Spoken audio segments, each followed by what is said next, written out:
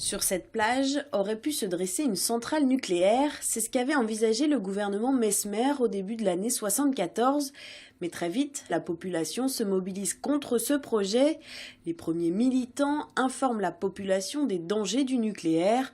Une trentaine de réunions est organisée. Marins-pêcheurs, ostréiculteurs, agriculteurs se mobilisent. Tout le monde s'y est mis.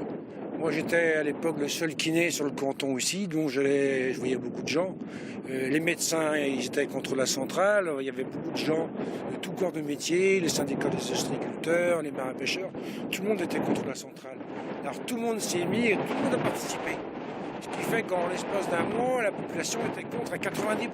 Et les maires devaient donner leur avis pour la fin décembre 1974. On a eu 1 mois et demi pour entendre la population.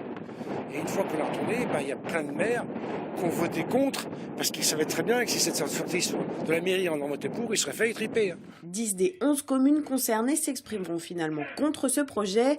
Une fronde inattendue au pays du ministre de l'Agriculture d'alors, le maire de Carnac, Christian Bonnet, mais une mobilisation qui en amènera d'autres. C'était la première lutte, oui, et donc une lutte finalement qui a abouti assez rapidement.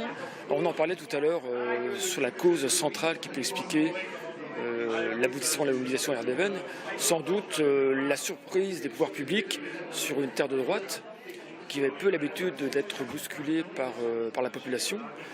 Et donc des élus sans doute assez à l'écoute de ce que disaient leurs électeurs.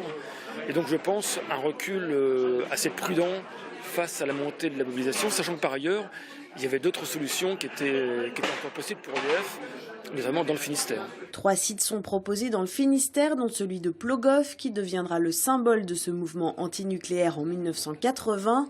Une dernière lutte avant 81 et l'abandon de projets de centrales en Bretagne par François Mitterrand. Aujourd'hui, seules 2 régions françaises ne comptent pas de sites de production nucléaire sur leur territoire, la Bretagne et la Corse.